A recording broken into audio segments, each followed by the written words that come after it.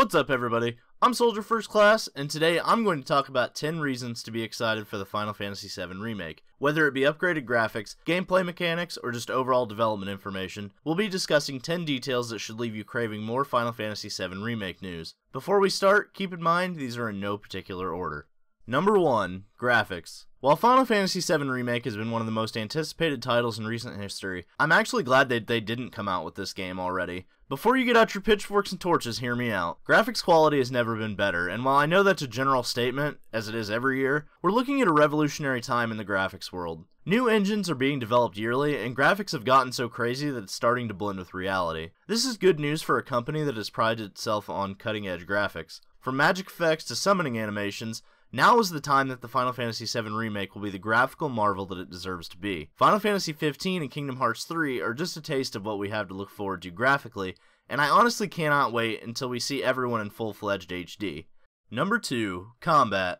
We haven't had much to go on when it comes to the combat, other than a few screenshots and scenes from the trailer, and for all we know, all of this could change since they've split ways with CyberConnect 2. But from what the developers have stated, they want to bring in action-style combat, but also integrate more strategy than we've seen in prior action-based combat systems. This leaves a lot to interpretation, but it has me thinking about the possibilities. Could there be destructive environments, or even interactive ones? Could this be a battle system the likes of which we've never seen before? The screenshots have shown a Kingdom Hearts-style combat menu, and I wouldn't be upset if certain mechanics were included, such as a hot button feature so you don't have to stop mid-combat to select an action. Hopefully Square Enix has learned its lesson from Final Fantasy 15 and made the combat with a little bit more depth and excitement. Number 3. Full voice acting. Final Fantasy X was the first game in the series to be fully voice acted. While we have seen some less than favorable segments since then, this still excites me because I was happy with the voice acting choices for Advent Children, along with the star-studded cast of Kingdom Hearts. From the trailer, the only person's voice I wasn't really happy with was Wedge's voice, but honestly, that won't matter a few hours into the game anyway. In the arms of the angel. Cloud sounds as melancholy as ever, and Barrett sounds about what you'd expect. It'll be interesting to see who will play the rest of the cast when it's all said and done. Sephiroth is the one I'm looking forward to the most though, if I can be perfectly honest. Number 4. Materia. Besides combat, I think this is one of the most exciting things that people are ready to see. Materia is such a central part of the game, it's hard to imagine what they have in store for us and how it will be utilized. From summons, magic, special abilities, and farming glitches, Materia is the most important combat feature in Final Fantasy VII. So it should be no surprise that it will be front and center when it comes to combat. A thought though, what if new Materias are introduced to do things in the overworld? How awesome would it be to be able to uncover secrets and unlock special weapons through the use of overworld Materia? What OP combinations will gamers inevitably find using different Materias? Will you be able to swap Materia combinations on the fly using a hotkey? The sky's the limit, and hopefully Square Enix does this system justice. Number 5. Vincent Valentine. An optional character in the original game, Vincent is definitely my second favorite character in the compilation. It'll be interesting to see him again and how he'll be introduced. Will Vincent even be acquired in the same way, or will he be more story-based? I'd love to see what Vincent's room would look like in the remake and how the setup for that would be. Because we don't know yet how the questing system will work, I'm interested to see Square's plans for this awesome but optional character. I think the case for Vincent being integrated into the story more would be that Nomura has wanted to work with Vincent again while working with the Kingdom Hearts series, and I think he regretted not having a place for Vincent, which is why Cloud's design in the Kingdom Hearts series resembles him quite a bit. There's also the point in the extended universe of Advent Children and his backstory in Dirge of Cerberus and Crisis Core, Vincent plays a much larger role than we first knew of in the original FF7,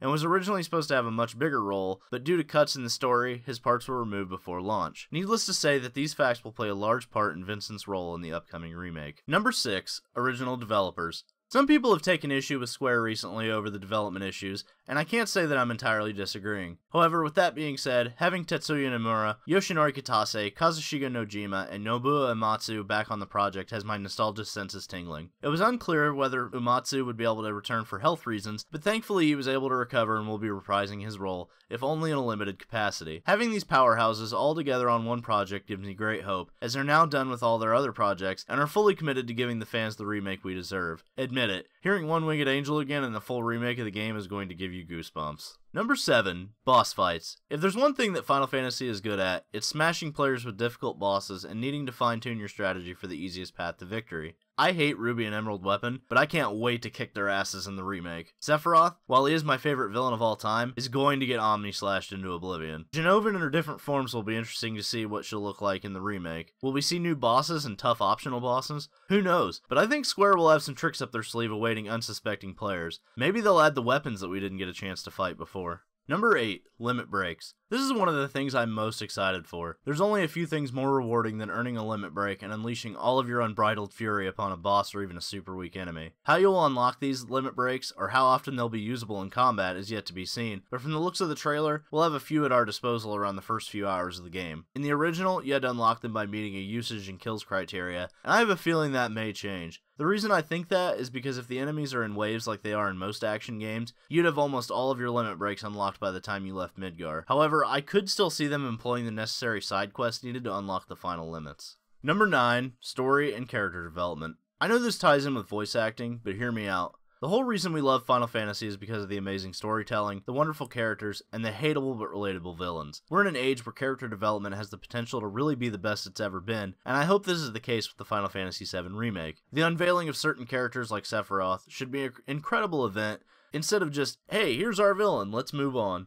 I have no doubt that Sephiroth's first moment on screen will be so memorable, we'll be watching the cutscene back 100 times. The iconic train station sequence where Cloud jumps from the train, the destruction of Midgar Zalem, the date scene, and the Cosmo Canyon scene will all be incredible cutscenes we'll be watching over and over and over again. Watching the characters interact with each other, using voices instead of dialogue boxes, watching their emotions and facial expressions, hearing all the little details, and Cloud retelling the Nibelheim reactor scene will definitely be a sight to behold. Number 10, and I saved the best for last, summons. I can't help myself but get giddy every time I think of seeing Knights in the Round in the remake. My nerd brain almost explodes every time I think of it. But what I'm really excited for is their entrances and how they'll be utilized. Will they be one-shot summons like in the past and in Final Fantasy XV? Or will they be combat followers like in Final Fantasy XII? Will we also see new summons, including new hidden ones? The possibilities are endless, and that gets me excited for this remake more than anything. Summoned creatures are my absolute favorite part besides the characters in the story. I love laying waste to waves of enemies with Bahamut's Mega Flare, Shiva's snap of her fingers, and Irfit's Raging Inferno, Knights of the Round dealing massive damage and 13 attacks, Chocobo dashing through your enemies. All these and more equal a hell of a good time, and I honestly can't wait to see how they'll be implemented into the remake. Thanks for watching. If you're as excited as I am about the Final Fantasy VII Remake, leave a like on the video. Let me know what you're most excited for in the comments section below. Don't forget to subscribe for more content and ring that notification bell so you can join the ranks of Soldier today. For all things Final Fantasy VII Remake, I'm Soldier First Class, and I'm on to the next mission.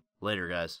Want a chill place to hang out with great Final Fantasy content? Subscribe to the channel and ring that notification bell so you can stay up to date on the latest information, top 5s, guides, and Let's Plays. Also follow me on Twitter and Instagram for daily updates on the channel. And if you're looking for a chill place to hang out, discuss Final Fantasy with like-minded fans, or even find people to play games like Final Fantasy XIV with, join the official Soldier First Class Discord server today, where you can hang out with me and my viewers in a fun and well-moderated server, and even play games with me. Link for all social medias and Discord server are in the description below.